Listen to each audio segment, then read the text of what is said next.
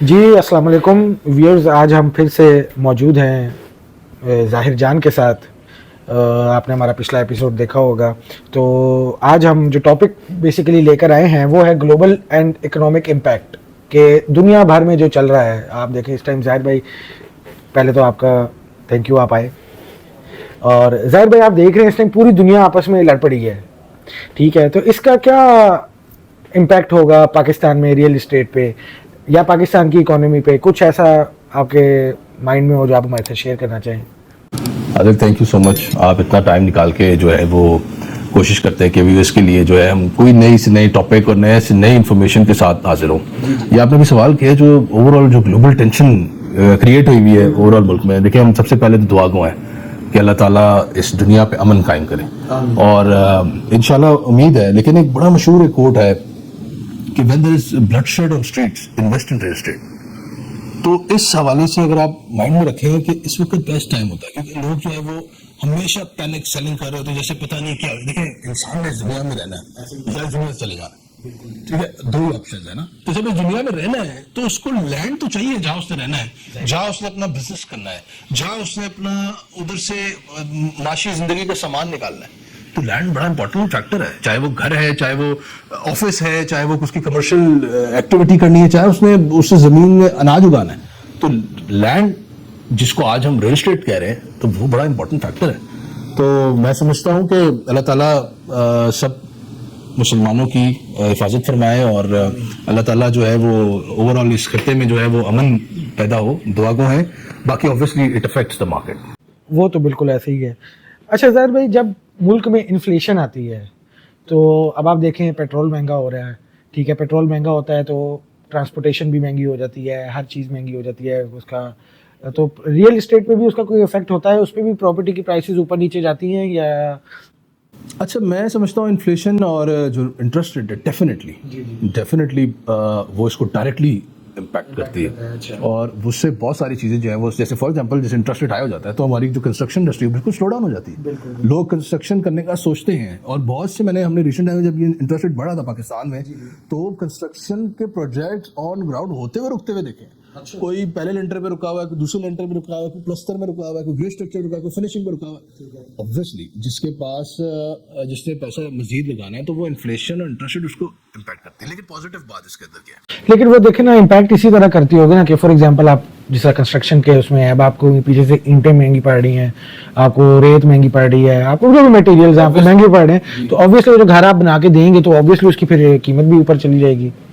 لیکن اگین ہم نے بائر کو بھی اسٹڈی کرنا ہوتا ہے. اس میں دونوں اسٹڈی کرنے ہوتے ہیں کہ ایک چیز اگر فار ایگزامپل میں ایک موبائل فون ہے، اگر اس کی میں قیمت آج آئی فون ہے وہ 4-5 لاکھ کا ہے تو اس نے اپنی ایک ڈیمانڈ کریٹ کی ہے، بنائی ہے، آج جا کے وہ ایک ویلیو پہ سیل ہو رہا ہے. اگر میں لانچ کرتے ہی اس کی قیمت 25 لاکھ روپے رکھ دوں تو ڈیفینیٹلی نہیں ہو سکتا. آج ہی مہنگائی ہو گئی، مہنگائی، تو اوبویسلی اس کا وہ جو شارٹ ٹرم ہے وہ ایک دم امپیکٹ آتا ہے. لیکن جو پازیٹیو چیز یہ ہے کہ پاکستان میں انٹرسٹ ریٹ کم ہونے کی وجہ سے اور انفلیشن کنٹرول ہونے کی وجہ سے دوبارہ سے بائر ریوائیو ہو رہے ہیں، دوبارہ سے ہماری نہ صرف ریل اسٹیٹ انڈسٹری ریوائیو ہو رہی ہے بلکہ کنسٹرکشن سیکٹر جو ہے اس میں خاصی تبدیلی، خاصا انکریمنٹ جو ہے وہ الحمدللہ نظر آ رہا ہے. اور وہ جو ہے مطلب کافی مطلب ایک انڈسٹری چلتی ہے تو ریل اسٹیٹ ایک واحد انڈسٹری میں اکثر کہتا ہوں کہ جس سے صرف ایک ریل اسٹیٹ جو پراپرٹی ایجنٹس ہیں وہ کام نہیں کر رہے ہوتے، اس سے آرکیٹیکچر ہے، اس سے کنسٹرکشن ہے، ٹھیکیدار ہے، مزدور ہے، جو ہے وہ امپورٹرز ہیں، ٹائل ہے، پینٹ ہے، مطلب آپ یو نیم اٹ.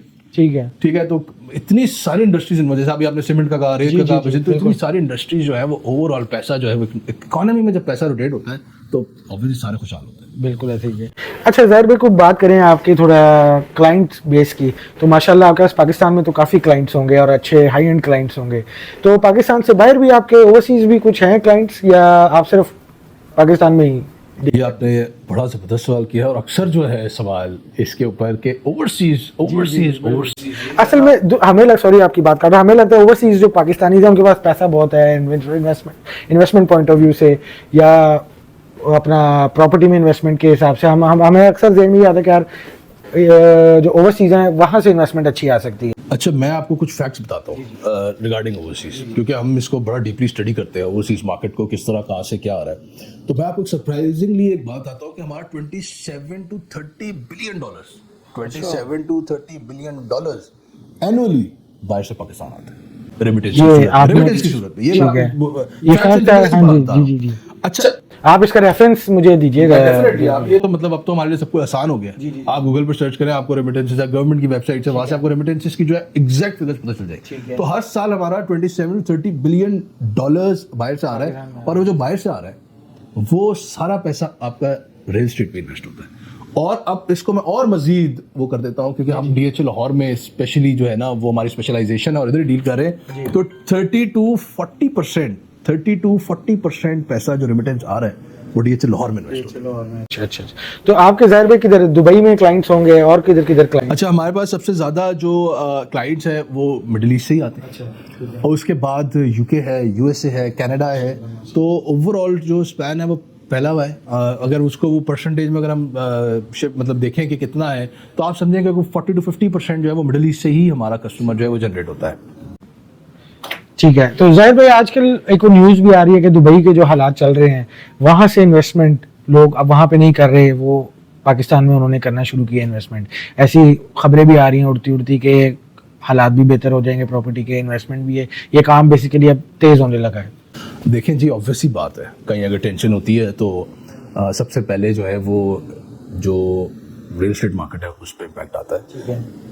जहाँ तक आप दुबई की बात करें, देखें शॉर्ट टर्म इन्वेस्टमेंट का तो ऑब्वियसली उधर मसले मसाइल आएंगे, लेकिन हम दुआ गो हैं अगेन दोबारा से कि अल्लाह ताला वहाँ के लोगों को भी रिस्क दे और वहाँ के लोगों की भी मार्केट, और वो मार्केट डिफरेंट है, मतलब उसका कंपैरिजन हम पाकिस्तान से उससे डायरेक्टली नहीं कर सकते, लेकिन ऑब्वियसली इम्पैक्ट करेगा। और हम वहाँ से जो अपना जो पाकिस्तान से पैसा वहाँ शिफ्ट होना जो है, आई थिंक ये एक लॉन्ग टर्म डिसीजन होंगे लोगों के। अभी शॉर्ट टर्म में तो हम कुछ नहीं कह सकते, इसको स्टडी करना बड़ा मुश्किल है हमारे लिए। शॉर्ट टर्म में मतलब मुश्किल है, लेकिन हाँ लॉन्ग टर्म में इसका इम्पैक्ट शायद हो सकता है कि पैसा अगर हालात इस तरह रहते हैं, खुदा ना खास्ता अल्लाह ना करे, तो मे बी आए। हाँ, कुछ पैसा जो शायद मिडल ईस्ट जाना था, अच्छा, जो बहुत सा पैसा हमारा बाहर जा रहा था, वो इस सारी टेंशन की वजह से उसका आप कह सकते हैं कि वो पैसा इस वक्त पाकिस्तान में रुक गया है। ठीक है। वो पाकिस्तान में रुका है। अब वो जब रुका है तो वो आप समझे कि नेक्स्ट 6 to 12 मंथ्स के लिए बाहर नहीं जा रहा। अब वो जो, और वो भी बिलियंस में है, अब वो जो बाहर नहीं जा रहा, तो वो डेफिनेटली वो ऐसी जगह पे इन्वेस्ट होना है जहां पर उनको पोटेंशियल ग्रोथ के चांसेस ही मिले। तो वो ऑब्वियस ही बात है कि वो रियल एस्टेट ही बज़ाहिर ही नजर आता है कि वो जो है वो रियल एस्टेट ही एक ऐसा जगह है जहाँ पे पोटेंशियल बहुत ज़्यादा है। तो स्पेशली मैं यही कहूँगा कि डीएचए लाहौर जो है वो स्पेसिफिक जगह है जहाँ पे पोटेंशियल ज़्यादा है फॉर इन्वेस्टर्स टू इन्वेस्ट और गेन करके फिर वो। अच्छा जाहिर भाई, अब हमारे सेगमेंट का एंड है। एक बार आपका फिर से बहुत बहुत शुक्रिया। तो जाहिर भाई बस ये हमारे ओवरसीज़ जो क्लाइंट्स हैं वो भी हमें देख रहे होंगे इस टाइम, वो इन्वेस्टमेंट करना चाहते हैं या कोई प्रॉपर्टी बाय करना चाहते हैं अपने पर्सनल यूज़ के लिए, तो वो आपसे रब्ता कर सकते हैं। तो थोड़ा सा जाहिर भाई उन्हें बताएं कि जो ओवरसीज़ क्लाइंट होता है उसका आप अपने साथ ट्रस्ट और रिलेशन कैसे डेवलप करते हैं। अब एक बंदा बाहर बैठा है, वो आपको पैसे भिजवा दे, लेकिन वो कैसे आप पे ट्रस्ट करे कि यार मेरा पैसा जो है जिस काम के लिए मैंने भिजवाया है वो उसी काम में यूज़ करेगा। ये नहीं है कि बंदा गायब हो जाए जैसे प्रॉपर्टी डीलर्स अक्सर करते हैं। अच्छा, मैं समझता हूँ ये मिसकंसेप्शन है, लेकिन आपकी बात ठीक है कि एक मच्छी जो है वो सारे तालाब को गंदा कर देती है। ऐसे ही लेकिन जनरली मैं समझता हूँ डीएचए लाहौर में जितने भी रजिस्टर्ड डीलर्स बैठे हैं, आप उसकी थोड़ी सी रिसर्च, अगर ओवरसीज बैठे हैं अब तो हमारे पास टेक्नोलॉजी इतनी एडवांस है कि आप रिसर्च कर सकते हैं। ठीक है। तो आप ऑनलाइन जो रजिस्टर्ड डीलर्स अथॉरिटीज रजिस्टर्ड है, जो चैम्बर ऑफ कॉमर्स में रजिस्टर्ड है, अच्छा, जो different excise and taxation register है, तो उसका काफी ज्यादा स्टेक होता है इधर। वो ऐसा नहीं है कि वो आपका पैसा लेके आप मतलब कितना पैसा जो भी भेज रहे होते हैं वो कोई उसको बाहर मतलब लेके भाग जाए कुछ इस तरह का।